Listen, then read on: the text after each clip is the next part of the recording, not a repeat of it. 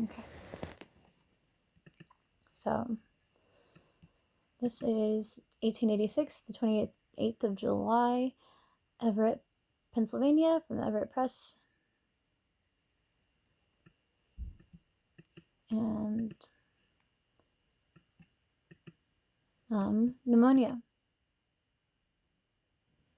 The prevalence of pneumonia, its rapid increase, and fatal consequences in many instances have led to a number of our abler physicians to carefully investigate the peculiarities of this alarming disease. Some of them have published the results of their observations in a way to benefit the public, not only by pointing out the best methods of prevention, but likewise of treatment. By Dr. John T. Nagel, Deputy Register of Records of the Health Board of the City of New York, has given much attention to the disease, has prepared valuable statistical tables concerning it. The prevalence of pneumonia, he says, may be owing to a lack of ozone in the air, or maybe because there is too much ozone. Sudden changes of weather and high winds, particularly from the north and east, certainly have much to do with it, and draughts of all kinds are bad and should be avoided.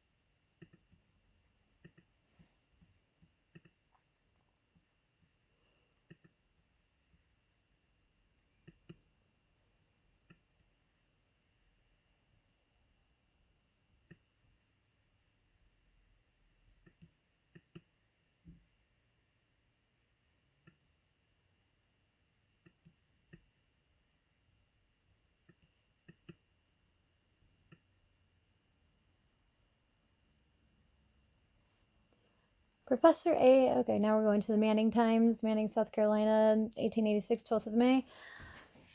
Professor A.L. Loomis, in his Practice of Medicine, says, "It is a well-known fact that the disease attacks the poor oftener than the rich, the private oftener than the officer, the sailor on shore oftener than on ship, the soldier oftener than the civilian at the same post. It is unknown in the polar regions and common on the Mediterranean, increasing in a direct ratio from the poles to the equator. Elevation above the sea predisposes it. North and east winds favor its development. Rainy seasons or damp and marshy districts do not seem to influence it. Periods of steady and extreme cold have little effect except upon the old, but sudden changes are very disastrous. The first predisposing cause is age, the disease being most common in early childhood from 20 to 40 and after 60. The proportion of male to female victims is as 3 to 1. Any general condition of the body which debilitates is a predisposing cause. The complications which render the disease so dangerous are those which diminish the nerve supply or weaken the muscular power of the heart. Bad sewerage and miasmatic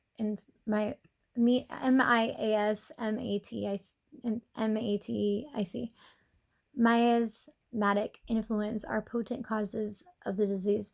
Pneumonia usually begins with a chill, intense, and prolonged, generally at night, followed by corresponding high fever and sharp pains in the sides. The disease is very rapid in its progress, reaching crisis in from day 5 to 6 days, and sometimes causing death within 3 days. Usually but one lung is affected, and often the disease is confined to a single lobe. A person may have double pneumonia or pneumonia of both lungs, recover from it, but chances are against him. When the disease spreads to all of the lung lobes, death is certain, as the patient cannot breathe and dies of suffocation. The diseased lung, at first inflamed, soon becomes hard and leathery and incapable of performing its natural functions. A curious fact that usually no second chill occurs when another lobe is attacked, and there appears to be no relation between the amount of lung affected and the intensity of its symptoms. All physicians agree in saying that the disease is not contagious, but may be epidemic, and it has been noted that it is developed under the same conditions as diphtheria, That is, the conditions which produce diphtheria in the young are apt to cause pneumonia among adults.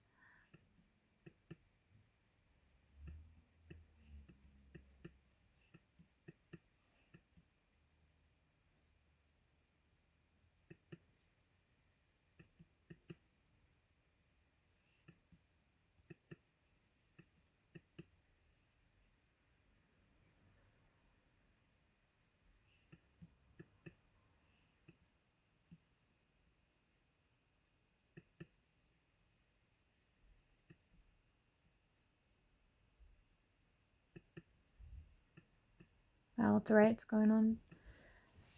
Bloody work of the socialists. 63 persons killed or badly wounded, 41 of whom were policemen. Arrest of 5 ringleaders of the riot. Chicago, May 5th. The anarchists of Chicago inaugurated in earnest late night the reign of lawlessness which they have threatened and endeavored to incite for years. They threw a bomb into the midst of a line of 200 police officers and exploded with fearful effect.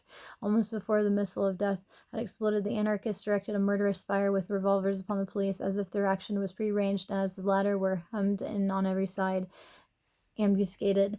The effect of the fire upon the ranks of the officers was fearful. When the police had recovered from the first shock of the attack, they charged upon their would-be murderers, shooting at every step and mowing them down as their fellow officers had been laid low by the bomb. The anarchists fled in dismay before the charge. The collision between police and the anarchists was brought about by the leaders of the latter, August Vyse, Sam Fielden, and A.R. Parsons, endeavoring to incite a large mass meeting to riot and bloodshed.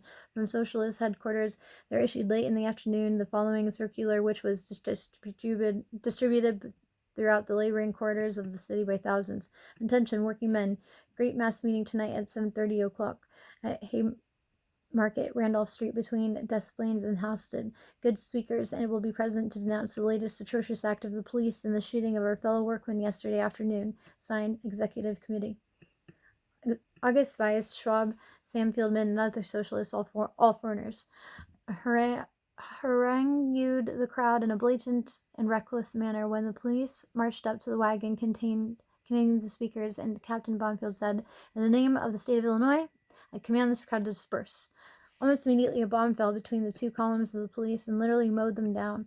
63 persons were either killed or badly wounded, 41 of whom were policemen. Several stores were raided and the entire contents carried off. Dynamite bombs were found in the office of Arbiter Zeitung, Zeitung, and all parties found on the premises were arrested. Threats of burning the city are freely made by the socialists. The vigilance are aroused. 2 evening papers published the following. Headquarter of the 49th Villaging Committee, May 5th. Meet sharp at 140 AR 78 5th Inst. INST. Business of great importance. Spies, Parsons, and Schwab, and others of their kind beware. The rope does its work quick. The massacre of our brave policemen must be avenged. By order of the Executive Committee. Signed, several of the leading socialists have been signed, Several of the leading socialists have been arrested on the charge of murder and will be held without bail.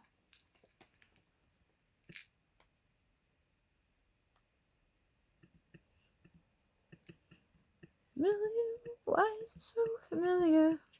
Right? A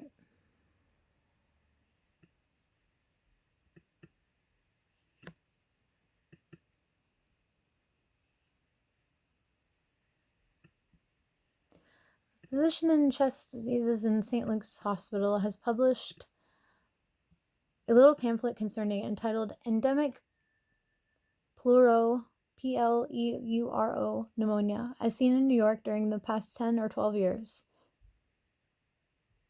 In that pamphlet, Dr. Leeming holds to the theory that the pneumonia of the present day, or pleuropneumonia, as he calls it, is the same as the epidemic which caused such havoc among the troops in Canada during the War of 1812-15. It's 1886. That the weather has much to do with pneumonia is apparent. The number of deaths in New York City for the first 7 months of last year was as follows. January, 375. February, 486.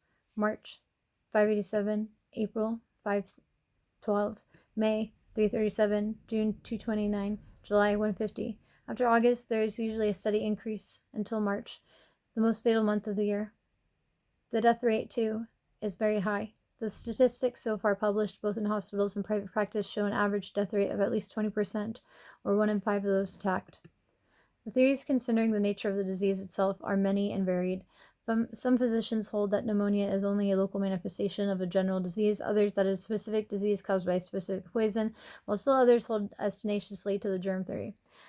Without speculating upon these different theories, from what has been said, in which all agree, it is plain that anything which lowers the vitality of the system is conductive to the disease and should be carefully avoided. Overwork, either physical or mental, has much to do with it, and this explains why so many businessmen and brain workers become its victims. Sudden changes to the weather and draughts of all kinds are also to be guarded against. In a word, live temperately, dress warmly, avoiding all manner of imprudences, and you need have no fear of pneumonia.